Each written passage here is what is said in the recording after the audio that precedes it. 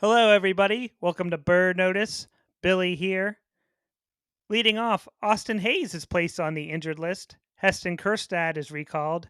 And Jordan Westberg is named American League Player of the Week. But Ryan, what episode number is this? This is episode 41, which was Craig Kimbrel's ERA against Oakland this week. Just kidding. Number 41 was worn by Steve Traxel in his two short stints with the O's. Drafted by the Cubs out of Long Beach State in 1991, Traxel debuted with them in 1993 and finished fourth in the NL Rookie of the Year voting in the strike-shortened 1994 season. Traxel was a 96 All-Star for the Cubs, making 31 starts and going 13-9 with a 3.03 ERA. His one inning in the All-Star game saw him pop up Sandy Alomar and A-Rod and induce a Cal Ripken groundout to short. However, his fortunes would turn in the next few years in Chicago weren't as good, highlighted by allowing Mark McGwire's record-breaking 62nd home run on September 8, 1998. Traxel led the league with 18 losses in 99 and had stints with the Devil Rays, Blue Jays, and a 6-year stay with the Mets before arriving in Baltimore in 2007. He had a 4.48 ERA in 25 starts before being traded back to the Cubs in a post-waiver deal. Traxel signed again with the O's for the 2008 season, his last in the majors before being released in June. He made 33 starts for Baltimore, going 8-13 with a 5.34 ERA in 180 innings, with 96 walks and just 61 strikeouts. A slow-working pitcher nicknamed the Human Rain Delay, Traxel spent 16 years in the majors and made 417 total starts, totaling 2,501 innings. Do you have another 41? We did learn on the Oops All Concourse Facts episode that Steve Traxel threw a no-hitter with the Tides in 2001. Didn't do that in the majors, I don't think. No. The definition of an innings eater, though, Steve Traxel. Yes, a slow innings eater. Yeah, my jersey number 41 is Chris Parmalee. He was drafted by the Minnesota Twins, 20th overall in the 2006 draft out of Chino Hills High School in California, where LaMelo Ball also attended. He'd make his major league debut on September 6, 2011. He spent the next 4 seasons bouncing between AAA Rochester and Minnesota before getting to free agency and signing with the Baltimore Orioles for the 2015 season. He'd start the season with the Norfolk Tides, where he'd hit .314 with 6 home runs and 32 RBI in 63 games, earning himself a call-up to the O's on June 16th. In his first game that day against the Phillies, he went 4 for 6 with 2 homers and a 19-3 victory. After 32 games with the Orioles, his batting average was .216. He'd hit 2 more home runs for a total of 4 and drove in 9 runs while striking out 26 times in 97 at-bats, which earned him a DFA on July 31st to make room for the newly acquired Gerardo Parra. 2016 saw him sign with the Yankees, and he'd get a promotion when Mark Teixeira went on the disabled list in June. In his first start with New York, he'd hit 2 home runs and a double while driving in 3. He became the first Yankee to hit 2 home runs in his first start since Roger Maris, but the fun didn't last long because the next day he strained his left hamstring. That would be all for his major league career. He signed minor league deals with the A's, Marlins, and Dodgers.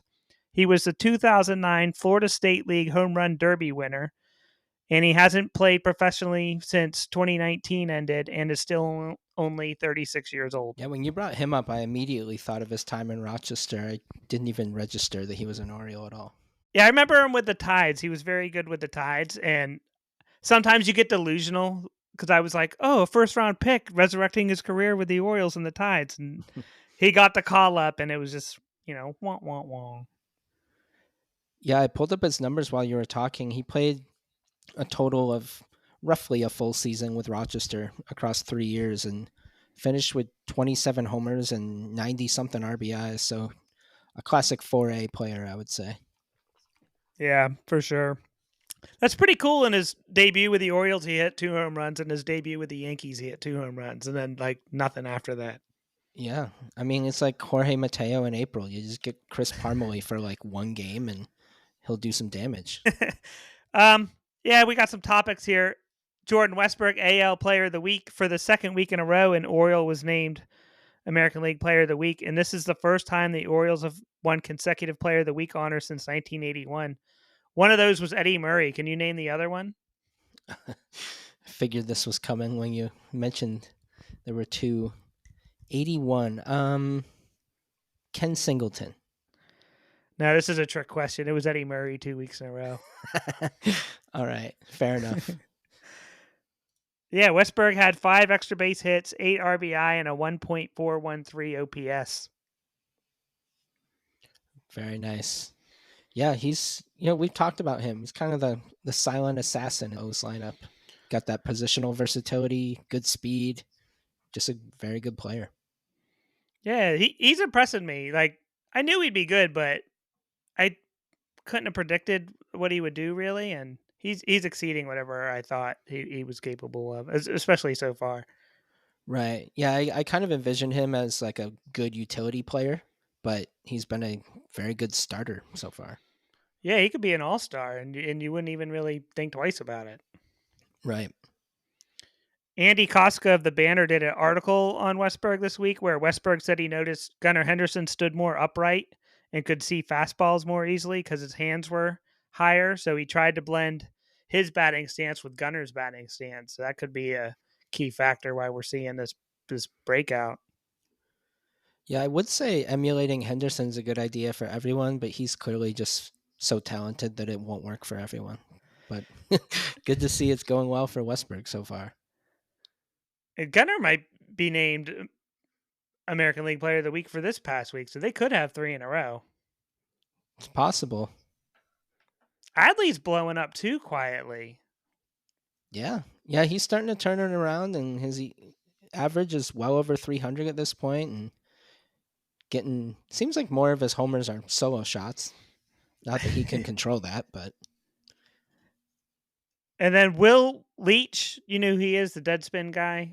Mm-hmm. He named Westberg on a list titled 7 Early Breakout Stars That Nobody Saw Coming. Yeah, I had expected a Kaiser breakout, but yeah, Westberg has certainly leveled up. Kaiser ranks first among rookies in batting average, on base percentage, and slugging percentage, homers, and F-WARs. I'm surprised Kaiser didn't make that list either. The 7 early breakout stars nobody saw coming. Maybe he figured Kaiser's draft pedigree means it's not surprising. That's a good point. It is easy to forget he was 5th overall. Right. And it's good, too, for the O's to get some righties like Westberg hitting the ball because they kind of do terribly against lefties as a team, it seems like. Yeah, I'm going to bring that up right now. So Austin Hayes was put on the injured list. His nightmare season has somehow gotten worse. He strained his calf, and they brought up Kjerstad. When you look at his numbers, that's a well-earned call-up, but too many lefties. Right.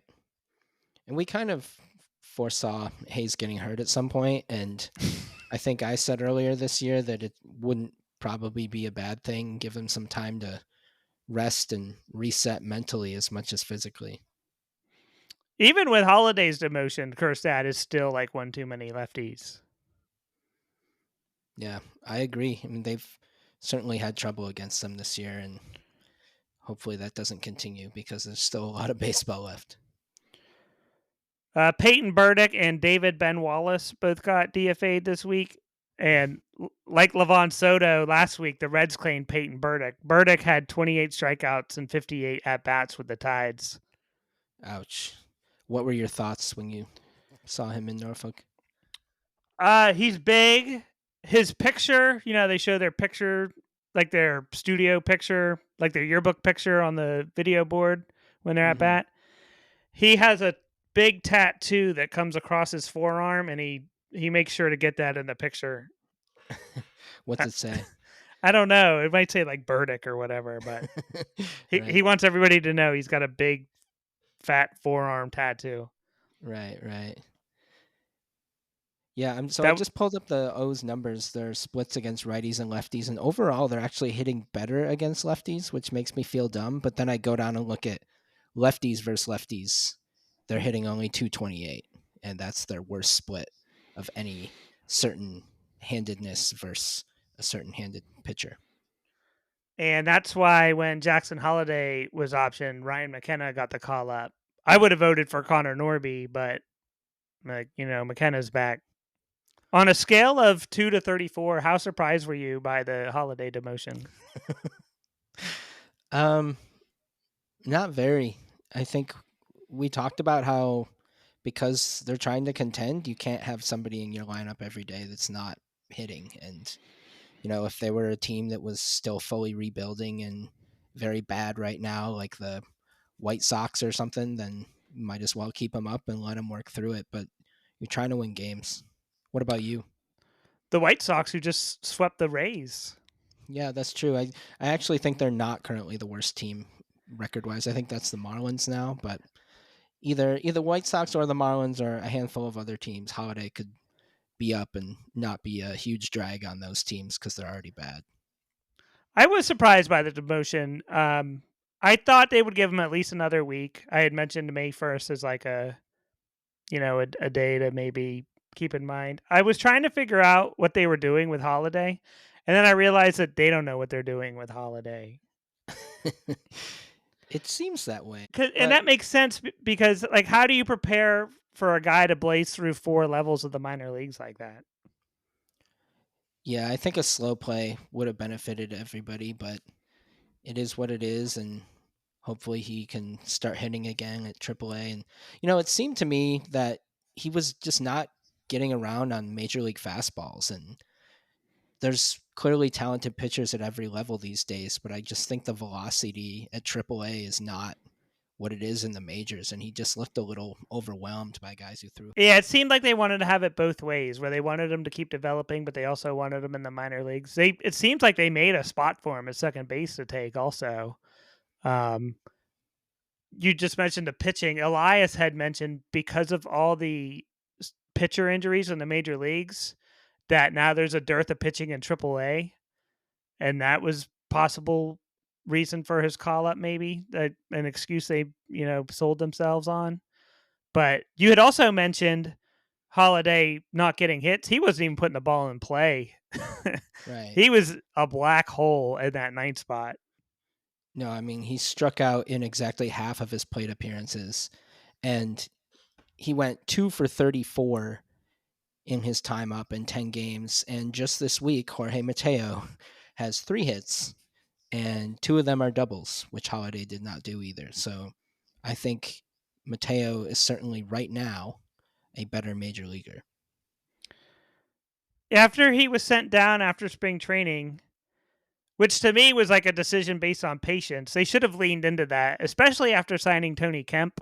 Like, the Tony Kemp thing is just so baffling still. And Elias did a presser before that game on Friday after the announcement of Holiday going back down to Norfolk. And I thought you had to appreciate his honesty. He said he feels responsible for it. Yeah, not one of his best moves, but you live and learn, I guess. I wonder if Kemp's pissed, seeing how clearly he handled it very in a classy manner and played with Matt Holiday, but he might just be sitting there watching Holiday struggle and be like, I could have done that, right? Yeah, he wasn't given a fair shake whatsoever. Not at all. Right.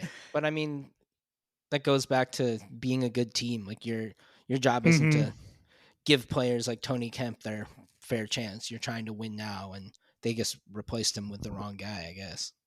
Yeah, I thought they totally botched this thing between the. I didn't mind him being sent down after spring training.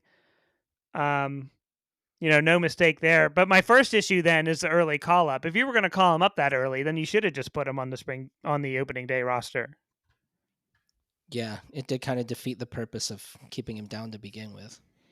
Yeah, because nothing had happened on the major league roster. There was no injury. There was nobody struggling. Nothing had happened because it was. What was it? Was it even 2 weeks? I don't know off the top of my head, but it seems like it was about that. Yeah. Yeah. I'd like to see Connor Norby get a chance there. There's a part of me wondering if they're worried about Connor Norby coming up and possibly doing too well, but to where they can't justify, getting Holiday back in there. when they want to make it happen. If Norby's hitting like 280 with some pop and playing good defense, and then it's just like they're not going to yoink the starting job from him. At least I they mean, won't want to. right, but I mean, the starting job isn't his, and I would say if you call up Norby and he's doing well, that's what you want. It would be a good way to justify keeping Holliday down longer at this point and letting him figure it out. I had asked in the Verge Discord where Ryan McKenna's call up video was. How many would that be? There's just a new one every other month for Ryan McKenna. Right. Someone had responded that they were busy filming the Jackson Holliday demotion video, and then he added, "Call your dad." Ouch, that's mean. That's funny. You just picture him sitting on the corner with his bags, like waiting for his dad to pick him up outside Camden Yards. Right. The Banner did an article on those call-up videos. Did you see that? I think I saw it, but didn't read it. What did it say? I read it because, I've been blabbing about this, and it said how popular they are and how everybody likes them. And now that I know more about them, I hate them even more. Because, so according to this article, and I don't know, I guess I have to believe it because Buck Britton said it, that Buck Britton knew before the game that Jackson Holliday was getting called up. So Jackson Holliday played the whole game not knowing he was getting called up. Well, Buck Britton did. So Buck Britton was going over the speech he was going to give Holliday during the game in his head. And when the game ended, he raced down to the manager's office. He said he set up his iPad on a shelf to, catch the reaction the Holliday was gonna give. And yeah, I don't know. It just made it feel so much grosser to me than I already thought it was. Yeah, that's pretty corny. It also makes you wonder why he played that night if they knew he was coming up. Like, do you think they were like, oh, he's not going to make it up to wherever, Boston, in time, so we might as well put him in to try to win a game? The whole timing was off. But not to relitigate the call-up videos, but I had another point I thought of after I listened back to us last week. It takes away a personal, genuine reaction that the player might have if they think they're being filmed. Right, for sure. Yeah, I don't like them. What else have we got here? Oh, I think there are some positives to take out of this Holiday demotion. What about you?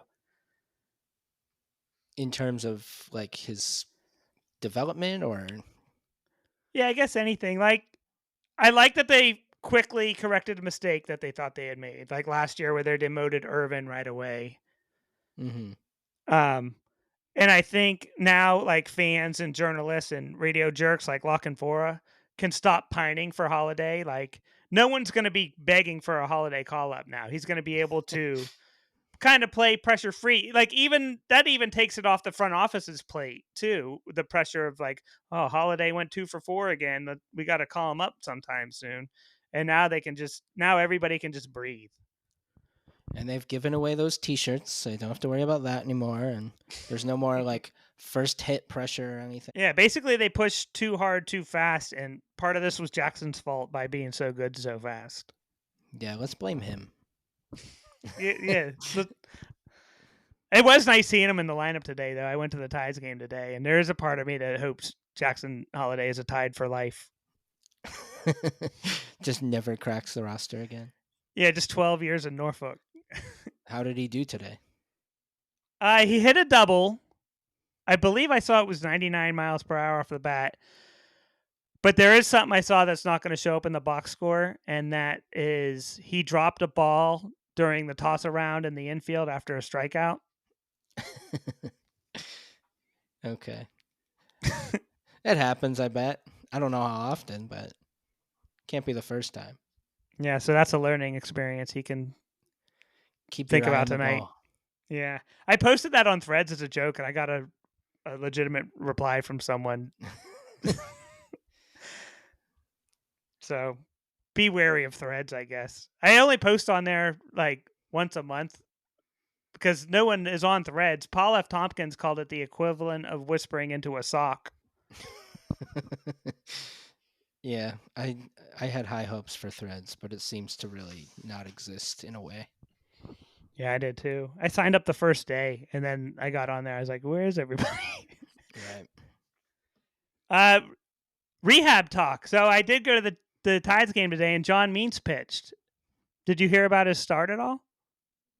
I think I saw it was better. It was incredible. He lead off walk, and then it was basically no hit stuff for 7 innings. Nice. Will that be his last one then? Yeah, it has to be. He has to be added to the roster this week sometime. Okay. I Yeah, guess he was incredible. that works for me. They Seven. need pitching for sure, especially guys who if he can go 7 in the majors, that'll help that bullpen. He went 7 innings today, 95 pitches, 61 strikes, 1 hit, and 1 walk. I went to his Tuesday start also, and that was kind of iffy, and that's when I was really getting worried. But I don't. I had a whole thing written up about how worried I was about him, and then I saw him start today, and I was like, well, that's all trash. Delete. So he basically has a clean slate now after today's start. I still don't know if I'd put him in the rotation though over Irvin, who has looked incredible somehow. Right. Yeah, not over him. Not right now. I mean, Suarez wasn't good today. We can talk about that. Not that they expected much out of him, but he still hasn't gone very far into any game he's started. And if he has another rough outing or two, I've said on our Twitter account, I think they should put him in the bullpen and get rid of Bauman because a 5 ERA in relief, 5 ERA as a starter is bad. A 5 ERA as a reliever is awful. Yeah, I agree with Suarez in the bullpen. And if something's up with Kimbrel, spoiler alert, I wouldn't mind seeing Suarez close. What about you? Is that too far? Without, well, I I wouldn't don't say want it's too Cano in the far. ninth. It's not unreasonable. There's not many options in the bullpen where I'm like very confident in them. I think Cano or Coulomb would probably be next up.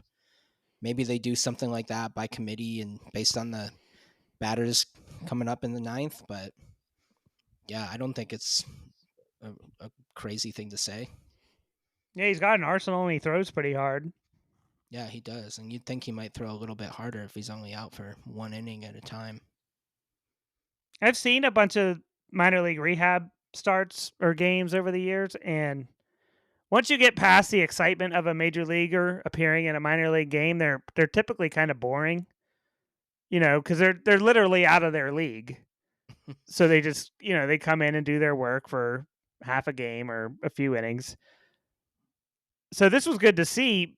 Means look out of his league for the first time, and I saw 3 of his starts, and one was god awful, one was mediocre, and then today was lights out. CNL Perez is also in town.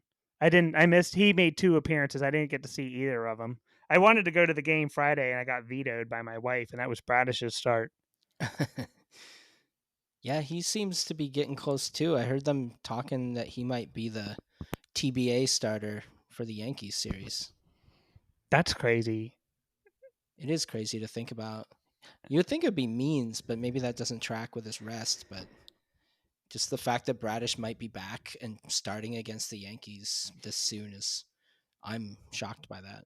I'm shocked. I wasn't screwing around when I said I don't think he'll throw a pitch this year. And here he is. He's supposed to start this week. Somehow he beat Means back from his rehab stint. Yeah, Bradish had a good night Friday. 5 innings pitched, 5 hits, 1 earned run, 1 walk, 77 pitches, 49 strikes, 6 strikeouts. Yeah, very respectable. I wonder if they would give him one more start to build up a little bit more, but it doesn't sound like that might happen. CNL Perez in 2 games, 0-1, 3.86, 2 1/3, 1 earned run, 3 hits, 1 strikeout, 1 walk.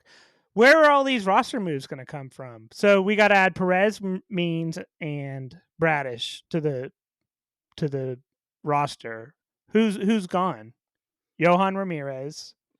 Oh, yeah, I forgot about him. He stinks. Kimbrel might be hurt, so that could open up a Okay, spot. that's a good point. I got a great episode title for this. All right. I'll wait till Kimbrel. it's published. Okay. Unless you want to say it. I do want to say it. All right. Go for it.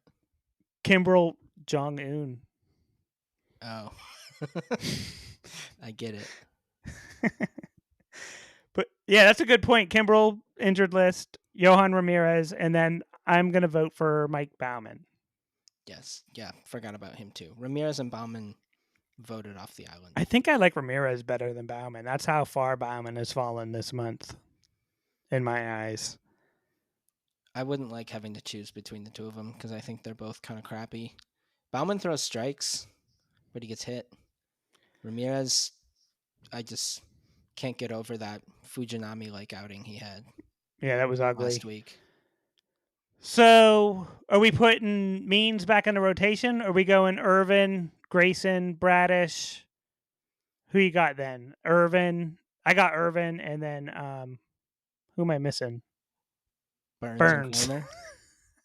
Yeah. So Burns, Grayson, Bradish, Kramer, Irvin. That's me. Yeah, I think that's fair. I might flip-flop Bradish and Means just to give Bradish some more time, but I'm not a major league executive or manager, so what do I know?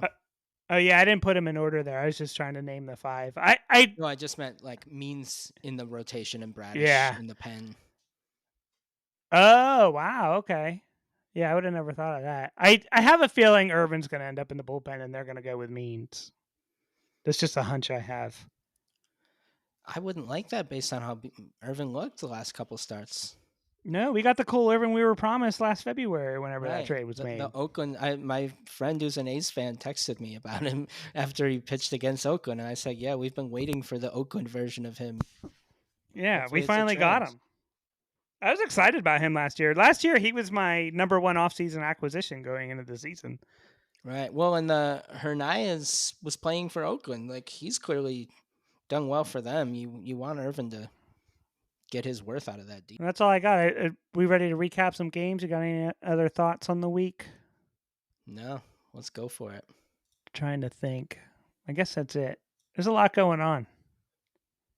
Yeah, there is, for better or worse. So we'll go to game number 22 on Monday, April 22nd.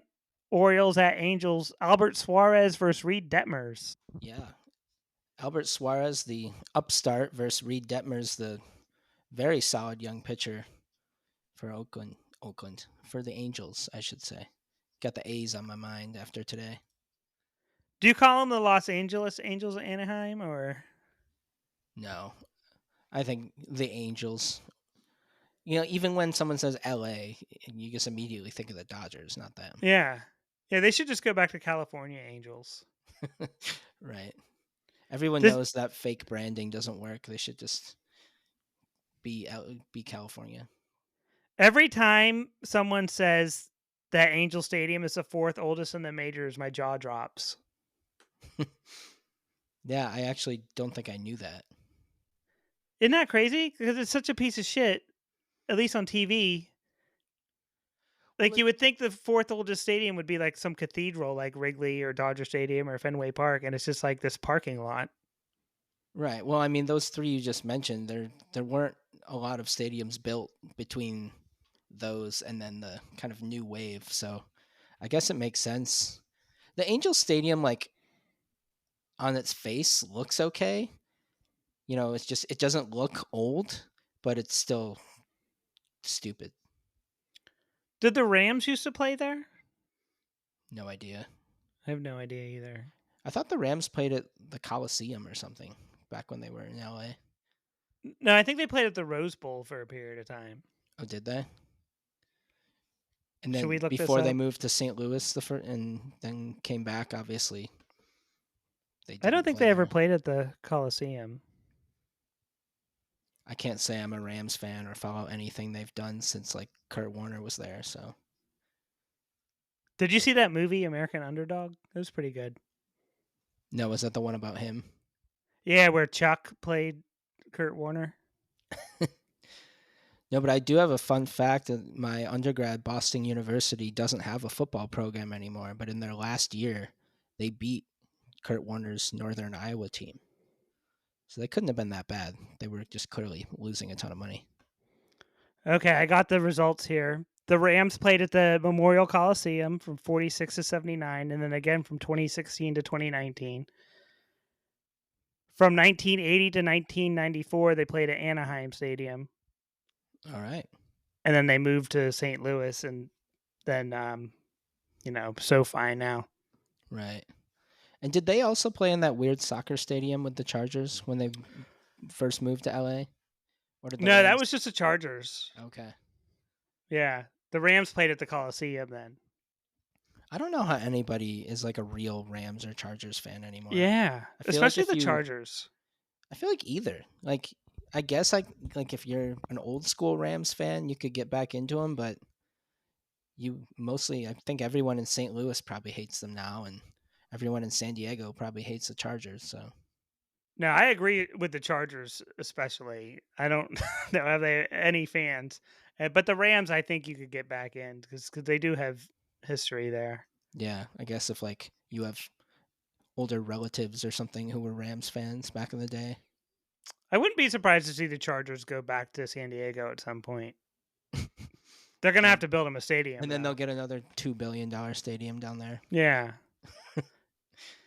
but yeah, that's a lot of Angel Stadium talk. It is. Eyebrows were raised before this game when Ramon Urias was in the starting lineup at first base, meaning no Mountcastle versus the lefty Detmers. Were you concerned? No, what they say? Mountcastle had like a little something, a minor injury or like an illness or something. Yeah, I think it was left knee soreness. Yeah, you're right. I don't know. I mean, that's obviously a bat that you don't want in the line, or that you do want in the lineup. And Mountcastle's been a pretty solid fielder, but as far as playing first base, I wouldn't worry about Arias. No, I trust him there. Yeah, I actually kind of like seeing him there. Yeah, I mean, if you Santander played some first there too. right, and he was decent at it. Hmm. They have a lot of guys who can play first, but if you win a Gold Glove at third, I'm very confident you can handle first base. I think McCann, did he play some first base last year? Maybe. I mean, they also have O'Hearn. Rutschman Yeah. can in a pinch. Yeah, I saw Adley there with the Tides a couple times, I believe. Right. But yeah, speaking of McCann, he in the top of the second, he hit his first home run of the season. It was the first home run allowed by Detmers in 2024, and the O's are up 1-0. Then we go to the top of the third. The classic Jorge Mateo walks, steals second base. Then he steals third, and Adley singles him home, and the Orioles are up 2-0. Top 5, Gunner singles with 2 outs. And he scores when Adley doubles, so now it's 3-0 Orioles. That brings us to the top of the seventh with Colton Cowser hitting a solo home run off the lefty Detmers. So there's his second home run allowed of the season, and it was 4-0 O's. Yeah, I saw during the game that Kaiser was hitting .433 when batting behind in the count.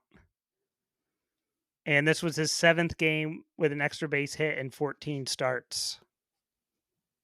Man, between him and Westberg's big numbers that he had with 2 strikes, that's impressive. Bottom 7, Joe Adell. He'd homer off Bauman to make it 4-1 Orioles. Cano comes in to relieve Bauman. Bauman failed to record an out. Cano would get a double play, but an inherited runner does score on a Shonawell single. Is that stupid streak Shonawell had? That has to be over now, right? What was it? Something about no errors or something? No, I think it was reaching base, even though he was hitting like 180. Oh. No, I had heard something different, I guess. Like maybe it was last year where people were mad because Mountcastle complained about an error he was charged with, or I didn't even bother Oh, reading into it because it sounded dumb. yeah, I saw someone complaining about that too. Some Angels fan named Swilly. I didn't look at the name, but that makes it sound even stupider. Yeah. Bottom 9, Kimbrel had to work hard here after hitting the leadoff batter with a pitch on an 0-2 count. Ohapi singles. Kimbrel would then strike out and walk Rengifo to load the bases. Shonawell pop up. So Trout is up with the bases loaded and 2 outs in the bottom of the ninth, and it seemed like a Hollywood scriptwriter wrote this up. Right. Wasn't there a player who said, maybe it was Agley, two Orioles were talking in the dugout, I heard at post game, and said, like, well, I guess this is what the fans come to see. Yeah, but Trout must have been tired because he never took the bat off his shoulders on 4 straight fastballs. Right. The last one might have been a little high, but you got to swing. Yeah, you do got to swing, and Orioles win 4-2. Yeah, solid win, solid pitching, and besides Bauman, and a couple homers. And again, the Angels are a team that the O's should beat, so I think this was a good way to start that series. Yeah, I got 3 stars here. Number 3, Jorge Mateo. He went hitless, but his walk and 2 stolen bases were fun to watch. With so many exciting players on this roster, there isn't anything much more exciting than just simply when Mateo gets on base. Yeah, it's fun to watch, and it's also effective. Adley Rutschman, he DH'd in this one. He'd go 2 for 4 with 2 RBI. His average was up to 307 after this. And number 1 star, Albert Suarez, another great start. 5 2/3, 4 hits, 5 strikeouts, 89 pitches. He would get his first victory since 2016. Very cool. Bonus pickup for sure. Did you see that article? I think it was Ken Rosenthal did on him in The Athletic about how the Orioles discovered him, how their scouting had basically had eyes on him for like 3 years. I didn't read it, not gonna lie. It's really good if you want to look it up. Basically, they when the Korean baseball season would end, didn't line up when like free agency starts for the major leagues, so they kept missing him by like 2 or 3 months or whatever. So finally last year he became available in like September, and they were like, come with us, go to Florida for a few months, and we'll get you ready for spring training. So what was he like re-signing in the Korean league so they couldn't get him on a contract, or? Yeah, he would always re-sign before the Major League Baseball calendar would line up. And then this time, like, he kind of wanted to go home. Like, he's from Texas, so he kind of wanted to come back to the major leagues. He's getting older, so he knew he really. It's kind of amazing he even got this chance at 34 years old and not pitching in the last 7 years. That's where you got to tamper with him. Just like whisper, like, hey, don't sign. We want you. Don't do it. Who was that Braves general manager that got banned for life at one point for some kind of international tampering? John something. The O's had something like that many years ago with a Korean player, I remember. I think it was like young, like free agents. They got in trouble for, Yeah. I don't know exactly what it was at this point. Yeah, no tampering. The Bird Notice podcast is taking a no tampering stance. All right, sorry. Tuesday, April 23rd, Grayson Rodriguez versus Griffin Canning. Yeah, this game was interesting. I'll say that much. Did you happen to see Canning's career numbers versus the Orioles? No. In 5 career starts versus Baltimore, he's 0-4 with a 10.53 ERA with 8 home runs allowed in 19 2/3 innings. Sounds like a guy they should beat, huh? Yeah. Kerstad got to start in right field. They're not playing Kerstad at all during this call. Yeah, we kind of talked about that with Holliday. Like, you don't want to bring up a young guy, and granted, Kerstad's several years older, but I don't really see the point of calling somebody up to sit on the bench. Yeah. Yeah, especially a number 2 overall draft pick. I think someone said Kerstad will be 26 next season already. Yeah, I mean, he was drafted in 2020 or 21. I know it was during COVID because he got it and then had that heart issue from it and missed like a whole year. Yeah. But he already came out of college. So, yeah, he was probably already 20, 21 years old. This was probably the worst franchise that could have drafted him with his heart issue because, like, he got set back by the heart issue and now he's blocked because of the Baltimore outfield and other prospects. It'll all work out. I think so, too. I don't think Santander's coming back next season. And they'll probably have to figure out who they want to play right field between Kobe Mayo and Kerstad. Yeah, we'll see. You don't want O'Hearn out there every day, so From what I've seen at Norfolk, they are wasting their time with Kobe Mayo trying to play third base. yeah, He you looks don't. like a baby giraffe out there. He is very big, and yeah, most of those guys don't stick.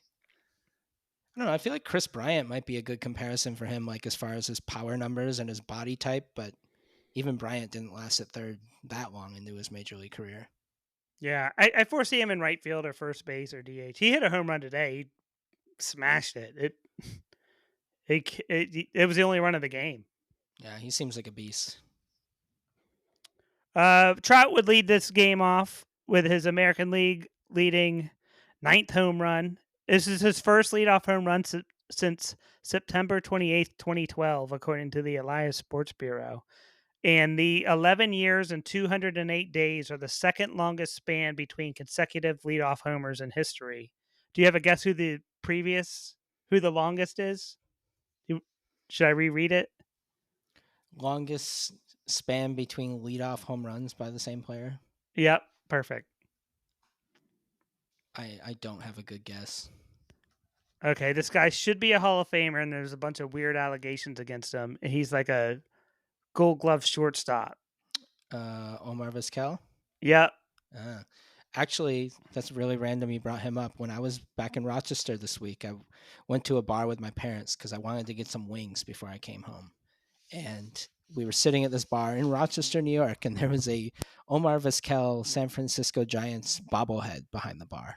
I was like, what is that doing there? And the bartender said, I guess the owner is a big Giants fan for some reason. So that Did explains it. Viz did Vizquel win a World Series with the Giants?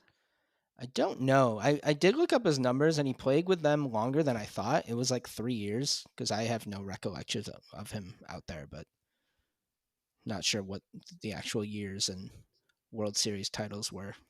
It was about that range, I think. I remember Omar Vizquel was traded to the Indians by the Mariners for Felix Fermin, and I remember that because Felix Fermin was like a Pirates prospect. Okay. Let's see. Now I'm going to pull it up. No, He did not. 2005 to 2008. Yeah.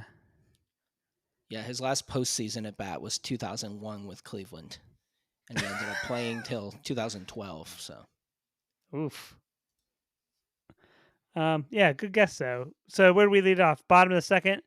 Angels back to back one out doubles by Adele and Rengifo, followed by a Neto single, put the Angels up 3-0.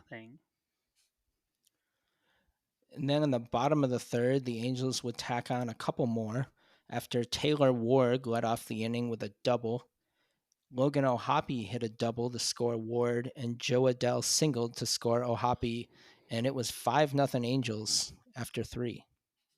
Yeah, this was one of those bad Grayson Rodriguez starts from last season. Yeah, basically the results of Rodriguez versus Canning that you expected were flip-flopped at this point. I added Joe Adele to the bird notice on the Verge Dynasty League after this game. He's doing well. One of those, what do they call them, post-hype prospects who, he was highly touted a few years ago and hasn't really put it together, but this year he's been good. I keep wanting to make Rolling in the Deep references every time we bring them up. I get it. Good one. Top four, missed opportunity here. Rutschman led off with a single, and O'Hearn would walk before Canning would get Santander, Mullins, and Cowser to end the threat. Then bottom four, Grayson's still in. Rengifo leads off with a single. Zach Neto doubles to score him. Mike Trout had a fly ball that got Neto over to third, and he scored on Shonowell's single. And the last two batters, Grayson was able to strike out, but it was 7-0 Angels after 4 innings. Neto's double was the fifth Angels double of the game, and Palmer had noted that they were all off breaking balls. It's funny because Grayson said later in the game his problem was he couldn't throw the fastball anywhere but down the middle. So seemed like he kind of strayed away from the fastball because he was just grooving it, and turns out they started hitting his other pitches too. Top five, Baltimore finally gets to Griffin Canning as Westy would lead off with a single. Holliday would get his second career hit with a single up the middle. Gunnar sacrifices in Westberg to put the Orioles on the board. Rutschman would single. Ryan O RBIs doubles in Holliday and Adley, and it's 7-3 Angels. Grayson would be done after 5 1/3. Sorry, 4 1/3. Jeez, that was bad math. But no runs were scored again until the top of the 7th when Matt Moore came in to replace Adam Simber. Gunnar would homer to right field, and with this hit, he'd become the 6th youngest Oriole with 200 career hits. Do you have any guesses who the other 5 are? It's the usual suspects. It's the usual suspects. So Cal Ripken. Yeah. Gotta be. Eddie Murray. Yeah. Brooks Robinson. Yeah. Manny. Yeah. One more. The barbecue man. Boog. Yeah. Okay. I wouldn't put Boog as like a big getting hits guy, just like big homers, but good for him. Yeah, that's why I asked all 5 because it was all, yeah. None of them were too difficult. But yeah. Machado was the youngest at 21 years and 39 days. So Gunnar's home run made it 7-4. That would be our final. There was a missed opportunity in the 7th also, as Mullins would strike out swinging with runners on the corners. And this win by the Angels would snap their 5-game losing streak. Yeah, just an overall pretty bad outing for the Orioles offensively and from Grayson. The O's were 1 for 7 with runners in scoring position, and the Angels were 5 for 10. So that kind of sums it up. Yeah, the Angels bullpen, 4 relievers went 4 innings, 3 hits, and 1 earned run with 7 strikeouts and 1 walk. The only run allowed was Gunner's home run off Matt Moore, and that was after Holliday drilled Matt Moore in his pitching hand with a line drive. That can't feel good. I like their closer, Estevez. I think he's pretty good. Oh, do you know Charlie Sheen is obsessed with him because Charlie Sheen's legal name is Carlos Estevez, and that's the pitcher's name? I didn't know his name was Carlos. I knew that was his real last name. Yeah, apparently he set out to meet him, and he's been following his career since he found out about him. I know Emilio kept his name, but I didn't know Charlie's real name was Carlos. Yeah, Charlie Sheen. Talk about crazy. Yeah, I was a big fan of his as a kid. Like Hot Shots. Charlie Sheen could do no wrong. Major League. Yeah, I just remember Major League. That movie that used to be on TV like all the time. I don't know if it was HBO or what, but I remember watching that movie so much. I didn't own it. It was just on television. Yeah, I could basically quote the whole movie when it's on. They could use Ricky Vaughn in the bullpen. The Orioles could. Yeah, sometimes at his best. Game 24, Wednesday, April 24th. Dean Kramer versus Tyler Anderson. I didn't know this, but Tyler Anderson had a 1.42 ERA in 25 innings over 4 starts.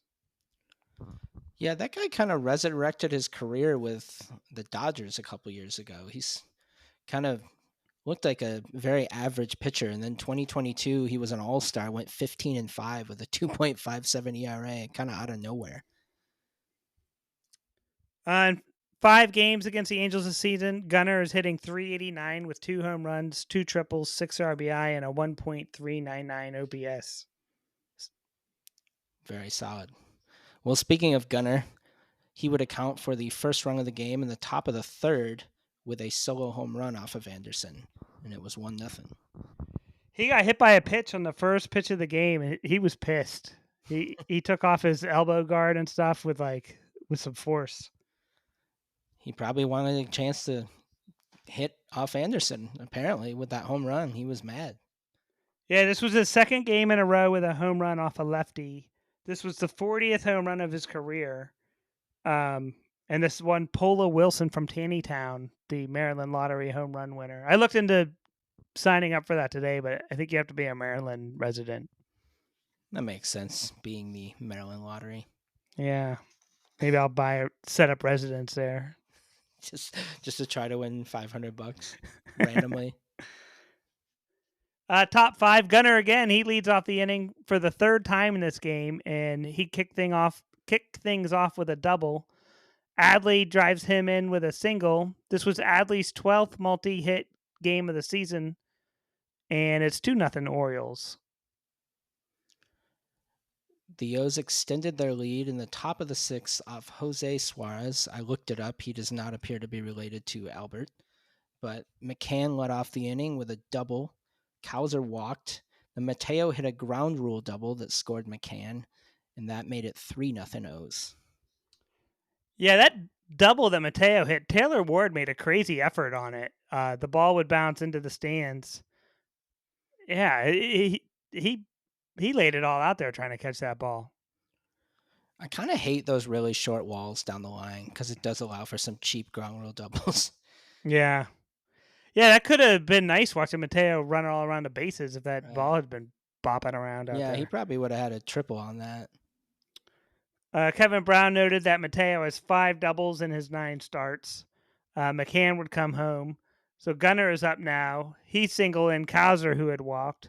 Adley singles again, bringing up Mountcastle, who was making his first start of the series after missing those games with the knee soreness. But Mountcastle hit into a double play that brought in Henderson, so it's 6-0 Orioles. Kramer was pretty much cruising until the bottom of the sixth. He got Zach Neto swinging to start the inning, but then Mike Trout, that guy again, hits a solo home run, and it was 6-1. Yeah, Shawneewell would single, and that'd be it for Kramer. In comes former Angel Jacob Webb, who immediately served one up for Taylor Ward, and all of a sudden it's 6-3. Right. And that's when you're like, oh, God, here we go again. Bottom 8, Neto's up. Cano is in. Neto takes a first pitch slider deep, so now it's 6-4 Orioles. The next scoring came in the bottom of the ninth. Craig Kimbrel came on to get the save. Ehire Adrianza, might be saying that terribly wrong, singled to lead off the inning, but he ended up on third base on an error. Logan O'Hoppe grounded out to score him, and it was 6-5 with 1 out. Yeah, I'm glad you had to say Adrianza before I did. He replaced Miguel Sano midway through the game. I don't know what happened to Sano. I don't know, but I was gonna mention Sano. He looks like really good. And you mentioned earlier when they played that he lost a ton of weight, and he looks like he's pretty solid in the field now too. Yeah. His career was off to a good start, and then just injuries and weight problems set him back. And yeah, he seems totally motivated with the Angels. I wouldn't be surprised to see them flip him at the deadline if he keeps going like this. Right. Yeah, so Adrianza would reach on an infield single. He'd get the third on a throwing error by Mateo, out of position at second base. Kimbrel would get a strikeout before walking Adele, so the tying run is on. Adele would take off on the first pitch to Rengifo, and McCann would fire a strike to Gunner, who tagged him out, and no questions asked. Doesn't matter what replay says. Yeah, I know the Angels were not happy about that, and yeah, probably he was safe, but the umpires stink for every team, I guess, so you just gotta accept it. 3 stars. Number 1, Gunnar Henderson, a triple shy of the cycle. He was 3 for 3 with 3 runs scored, a 3 RBI, a home run, a stolen base, a sick play in left field where he got to show off his arm because a ball got past Westberg and Gunnar was in the right place. Number 2, Dean, he was dealing. He didn't allow a hit until the 5th when Adele singled. His pitch count was high, but that was because he struck out 10 in 5 1/3. 3 hits, 2 earned, 1 walk, 101 pitches. And the number 3 star is the replay official who blew the call, ensuring the Orioles' 16th victory of the season. And Craig Kimbrel's 424th career save that tied him for 6th all-time with John Franco. All right. John Franco was a Met forever, right? Did he play for any other teams? The Reds. I remember he was traded for Tim Burke, I believe. Was he on the Reds when they were like World Series, early 90s? I'm going to say no, but No, because he was traded for Randy Myers. That was the trade. It was John Franco for Randy Myers. Ah, okay. And Myers was obviously on the team when they won. Right. Am I right about that? I'm looking. Traded by the Yeah. Reds with Don Brown to the Mets for Kip Gross and Randy Myers. Yep, he did not get a ring with Cincinnati. So who was Tim Burke traded for? I don't even know who that guy is. He was an Expos closer. He had like one All-Star appearance. Yep, one All-Star appearance in '89. I am such a loser. Tim Burke was traded for traded Ron several times. Darling. Yeah. I was thinking of Ron Darling. That was the one specifically I was thinking of. Okay. Yeah, he got traded 4 times. He was traded for former Orioles manager Lee Mazzilli in 1982. Right. Yeah, so that wrapped up the series with the Angels, and the O's took 2 of 3, which I think is appropriate from what we were expecting. Yeah, for sure. Thursday off day, and game number 25 is Friday, April 26th. Ross Stripling versus Corbin Burns, and this was the game Hat Billy was in the bird bath for. Hopefully, he wasn't looking forward to seeing Jackson Holliday. Right. So, top of the first, the A's got off to a quick lead with a solo home run by Shea Langoliers, and Corbin Burns' first inning struggles continued. And I don't really understand that, but it is what Yeah, it it's is. odd. That's odd. We got a new look in this one though, with the City Connects and the white pants. So did you like that a little more? But to me, it also defeated the purpose because the Orioles already have black jerseys that they could wear. No, you're right, but I hate those black pants, so I approve. They also suck wearing the City Connects, so it'd be fine with me if they just stopped wearing them altogether. Yeah, the City Connects are not a winning combination. Bottom third, Kowser leadoff single on the 9th pitch of his at bat. 3 straight foul balls.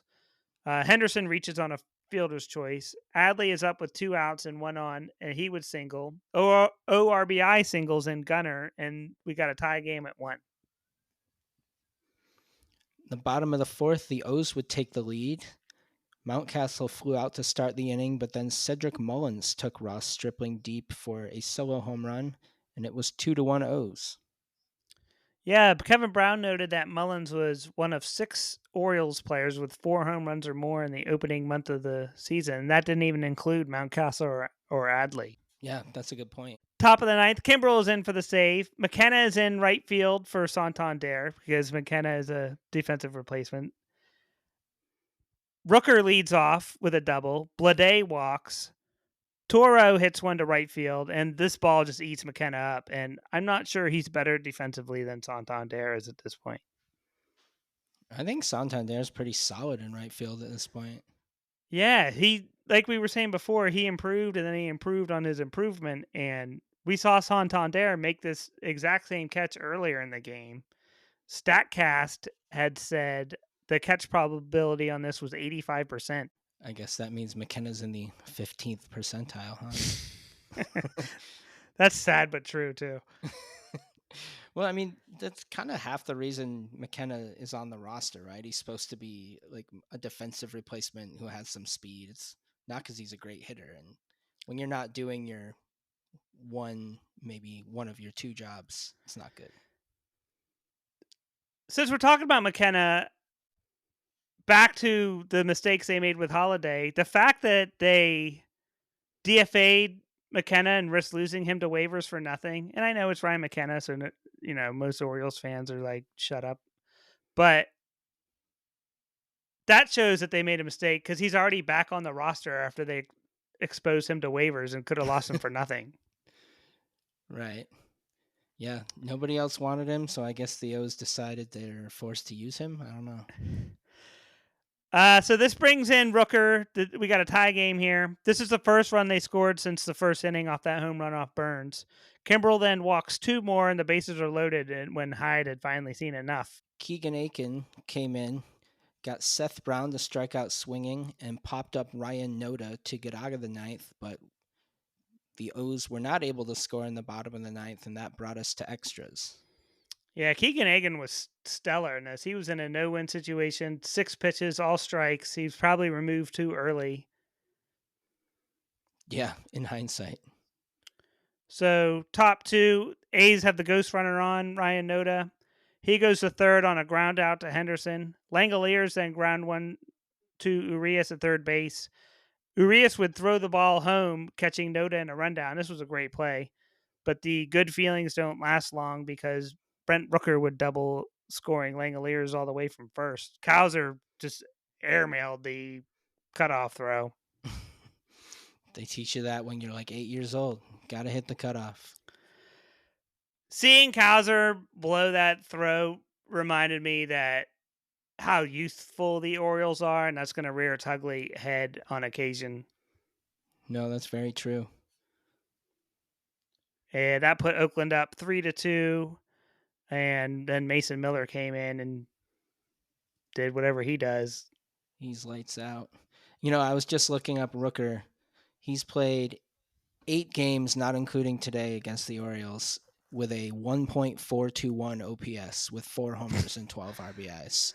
So he's like, what was the year Gleyber Torres hit a zillion homers against the O's, like 2019 or something? Oh. That's base. And today he was 1 for 4 with 2 RBIs. So that guy just owns Baltimore. Yeah, he did it last year too. Yeah. This was Mason Miller's 7th save and Oakland's 11 victories. Can we stop pining for Mason Miller to be traded to the Orioles? They're not going to trade their newly discovered 14-year-old closer. I mean, if they know did, what I mean? you'd be giving up way too much for a closer. That's classic Billy Bean Moneyball. You just get rid of those guys. Jacob Webb took the loss here. Ross Stripling, he came into the game 0-5 with a 5.76 ERA. He allowed 2 hits in 5 2/3. Some of these shitty pitchers are just eating up the Orioles this year. It does seem that way. It's like if they're not good, the O's don't hit them well. Yeah, they're playing down to the level, it seems like. Right. The Orioles came into this game with a 260 batting average, and the Athletics came into this game with a 201 batting average. Yeah, Oakland's offense is brutal. I do like Mason Miller's story, though. Well, what is it? I don't think I know it. So I guess he's from the Pittsburgh area and was playing at some small D3 school there. And he was pretty scrawny and not throwing very hard and was nothing special in D3.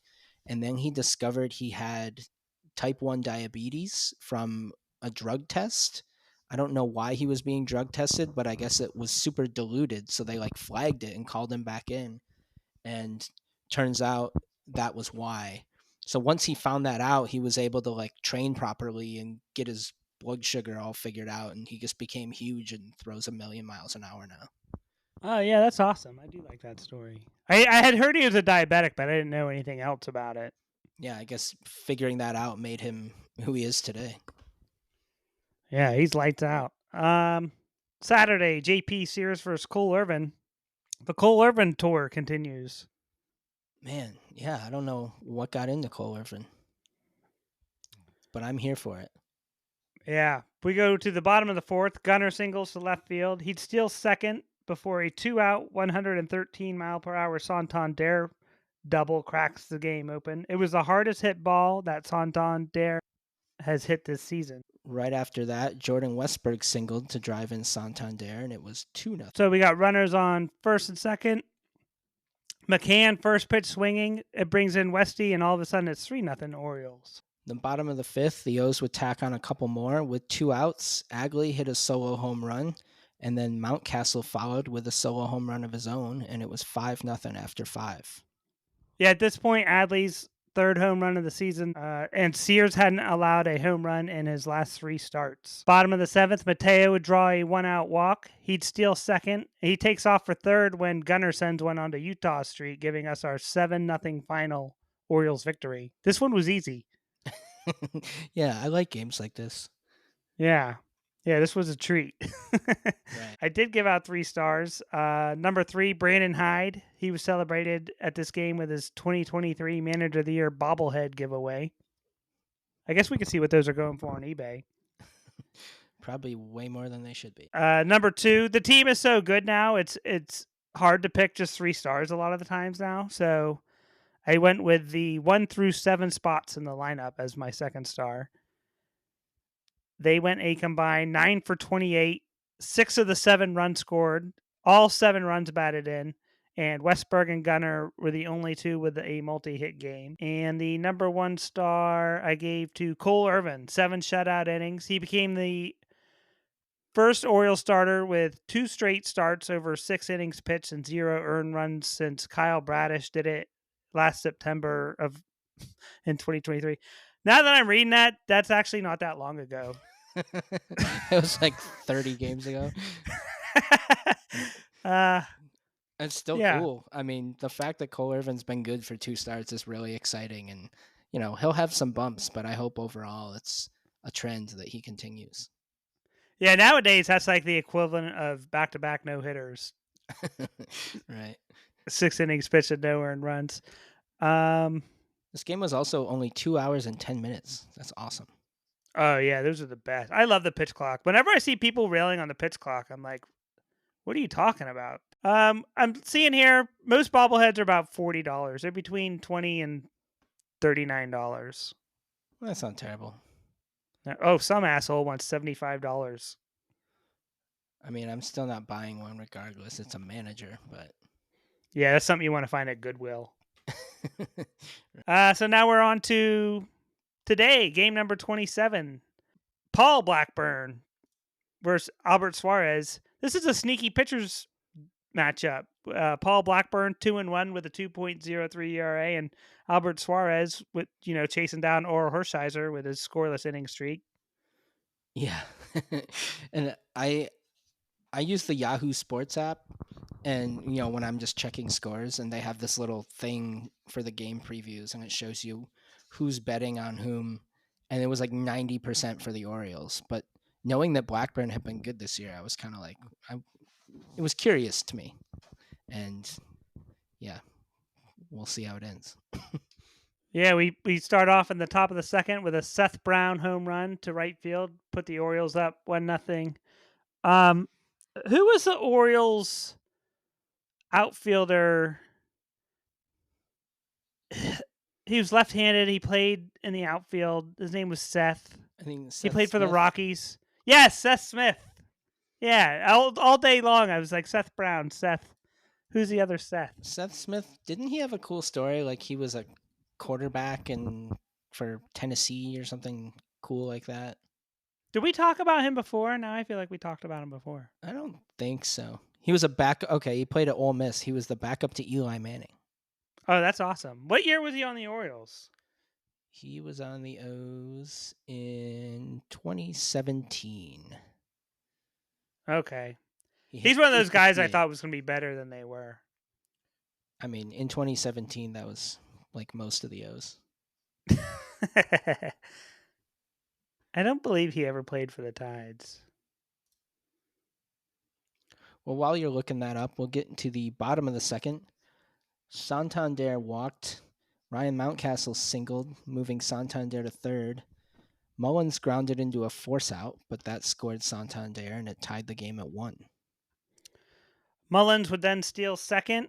Kowser's up. He delivers an RBI double. That Blade gave a hilarious diving attempt on. Did you see that? He was like 5 feet away from the ball. Hey, you can't knock the effort, I guess. That's true. Yeah, but that put the Orioles up 2-1. Top 3, Suarez walks Lawrence Butler. Tyler Nevin singles. Blade and Rooker double and single, and that brings in 2 runs to put Oakland back up 4-2. By this point, I'm thinking like, oh no. Yeah. Same. Bottom 3, Gunnar struck out to lead off the inning, but then Agley hit a solo home run, making it 4-3 Oakland. Hearn reaches base with a single. He'd score on a 420-foot straightaway home run to center by Mountcastle, 5-4 Orioles. So now I'm feeling good. I'm like, all right, we got this back. Right. The next scoring happened in the bottom of the 4th. With 1 out, Ramon Arias hit a home run, making it 6-4 Orioles. Yeah, Kevin Brown notes it's the 9th 3-run homer game of the season for the Orioles, 3 more than any other team.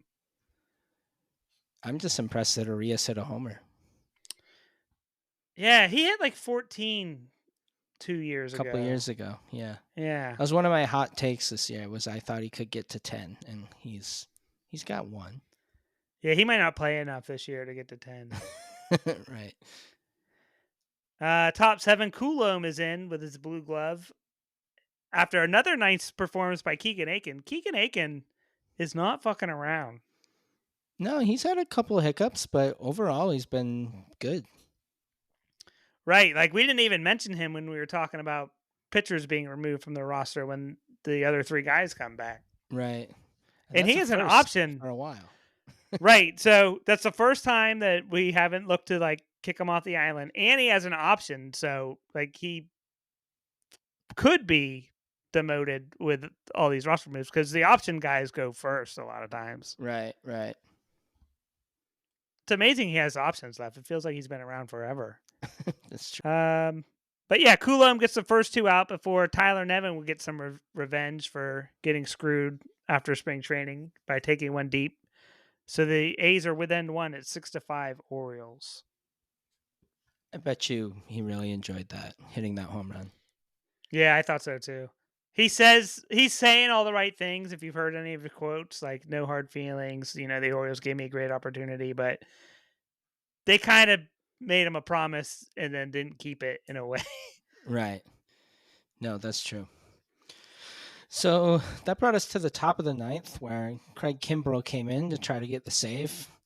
The leadoff batter was Orioles legend Daryl Hernandez. Then this was kind of weird. Kimbrel couldn't throw any strikes, and he had the trainer come out, and I was kind of partly joking, but part of me was wondering, like, do you think he's just pretending he's hurt because he'll get a warm up pitch to try to figure something out? And that happened. I think he only threw one though. Trainer went back, and it didn't change anything because the next batter was Kyle McCann, who I've never heard of, and he was just throwing all fastballs to him. Got to a full count, and he just threw one right at the top of the strike zone, and McCann annihilated it. Yeah. So I'm a Craig Kimbrel apologist, and when something's going wrong on the mound with pitchers, you can tell right away.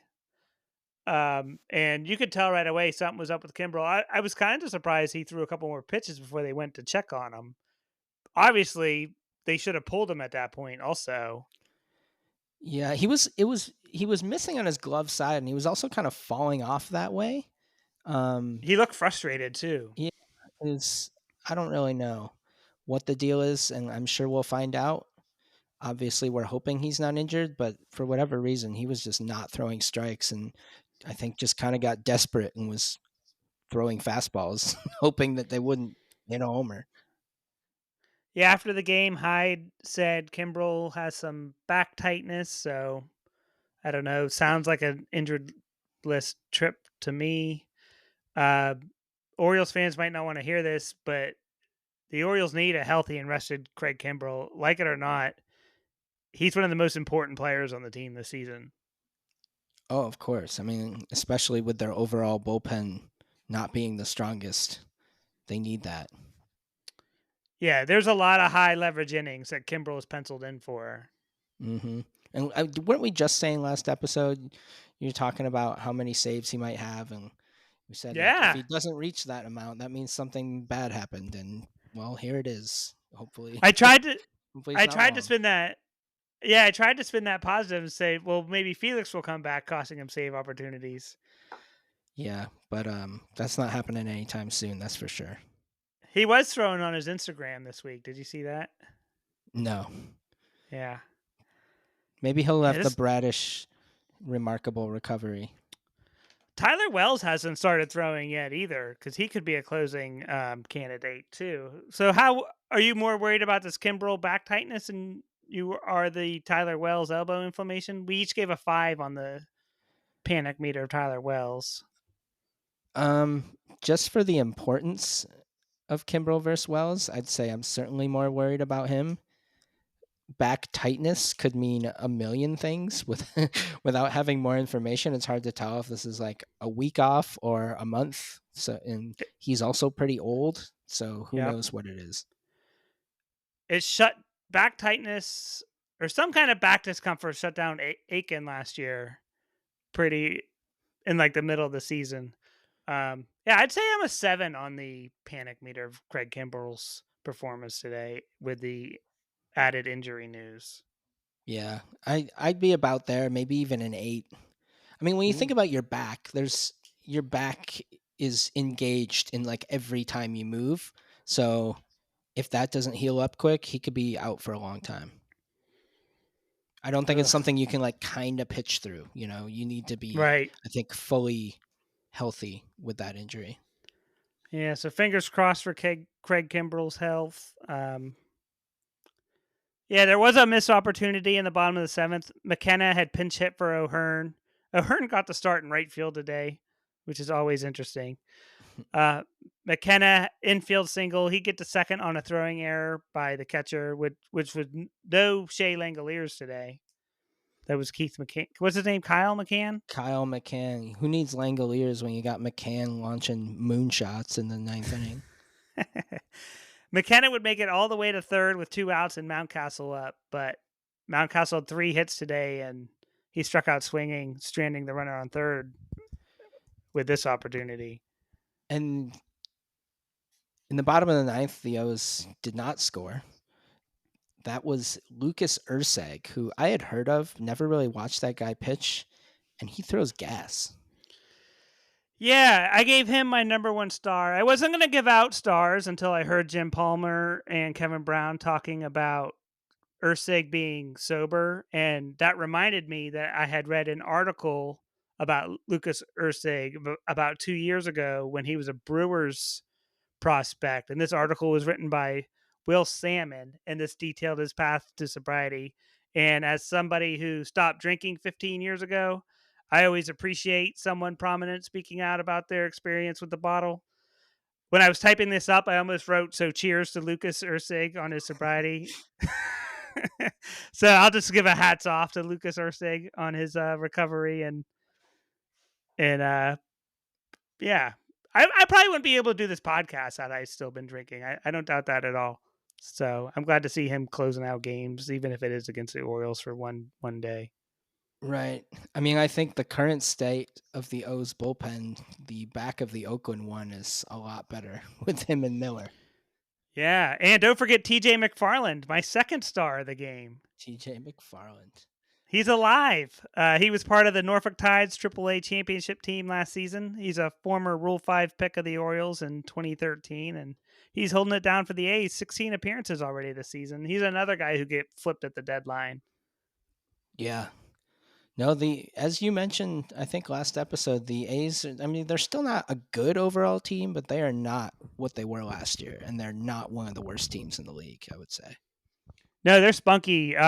Credit to their manager, it's Mark Kotsay, right? Mm-hmm. Yeah, he'll get another job when this Oakland thing flames out. When he's inevitably fired. Yeah, when he's fired or says he has enough and gets a better He opportunity. doesn't want to move to Sacramento. Oh God, I hope they stay in Sacramento. I don't want him to go to Las Vegas. Yeah, I mean, I don't care at this point. It just sucks for the fans in Oakland. That's all I know. I kind of want the Kings owner to end up buying him. There's an opportunity here for Major League Baseball to force a sale, though. The NHL just did it with the shitty Coyotes owner, Right. where they got the Jazz owner to buy the assets of the team. So hopefully Major League Baseball can get a clue and force Fisher to sell the team to what's his name, Ronadive.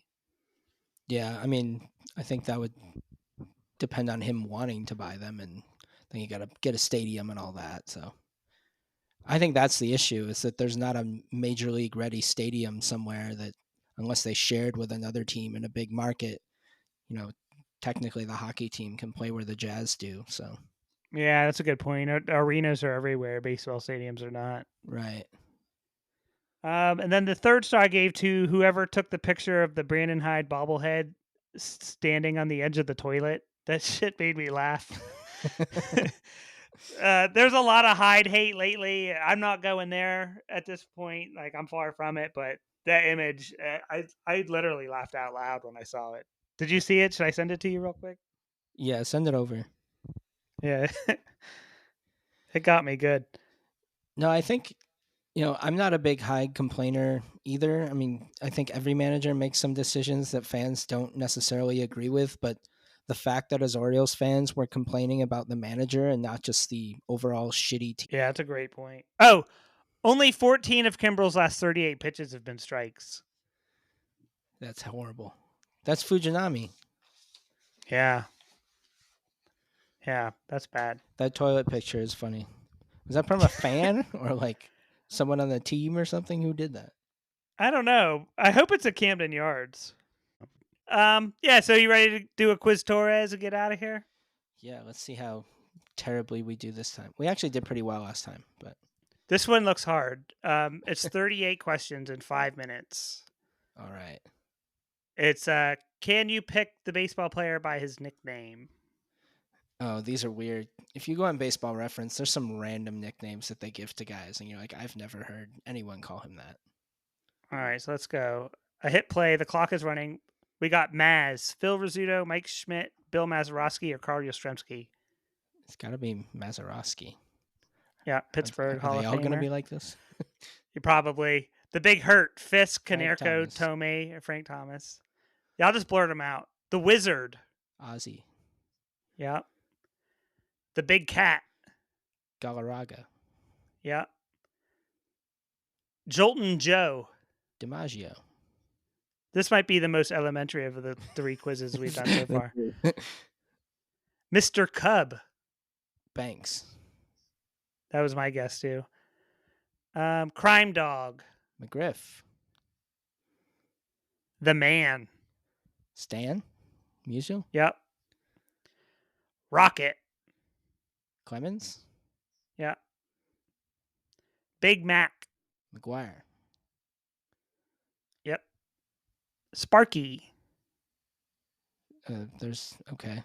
Sparky Anderson. Sparky Lyle. We got Brady Anderson, George Anderson, Bobby Cox, or Walter Aston. It's got to be. Is that Sparky's name? George Anderson. Yeah, I'm learning that now. Also, that is correct. Junior, Tony Gwynn Jr., Ken Griffey Jr., Sandy Alomar Jr., or Cal Ripken Jr. Griffey's all correct. Of them probably been called Junior at some point in their life. So we got 3 minutes and 30 seconds left. We're 26 questions remaining. We might not get through this. Babe. Ruth. George Ruth, yep. Big Unit. Randy Johnson. Cyclone. Whatever Cy Young's name is, I don't even know. Denton Young. Okay. Wild Thing. Mitch Williams. Yeah. Three Finger. Mordecai Brown. I know that guy's name. Mr. October. Reggie. Yep.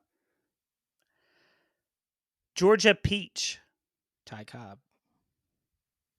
All around good guy, Ty Cobb, by all accounts. Shoeless. Joe Jackson. There's Shoeless Bo Jackson is an option. I kind of like that. Yeah. Campy. Campanella. Yep. Flying Dutchman. Ooh, I'd have to hear the... Cobb, Walter Johnson, Tris Speaker, or Honus Wagner. It has to be Speaker or Wagner. Yeah. I would guess Speaker. Is Wagner Dutch? I thought that was German. My guess is Speaker also. So let's see. Oh, it's Honus Wagner. Damn, we got that one wrong. There went the perfect game. Yaz, Fisk, Yastrzemski, Mo Vaughn, or Ted Williams. Yastrzemski. What was Mo Vaughn's nickname? Shoot, what did they call him? Oh man, I can't remember. I don't either. Mo. That's probably it. Human rain delay. Oh, Steve Traxel. No. It's not? Somebody else? It's Mike Hargrove, Kenny Lofton, Albert Bell, or Manny Ramirez. I do know the answer to this. Because he probably went out and complained a lot. Former Oriole manager. Doc. Gooden. Matt Harvey in his option here. I wonder if that's because he gives his teammates prescription Oh, drugs. God. Too soon. The Express. Nolan Ryan. Yeah. Iron Man. That's Cal. I was initially thinking Gehrig, but no, that's the horse.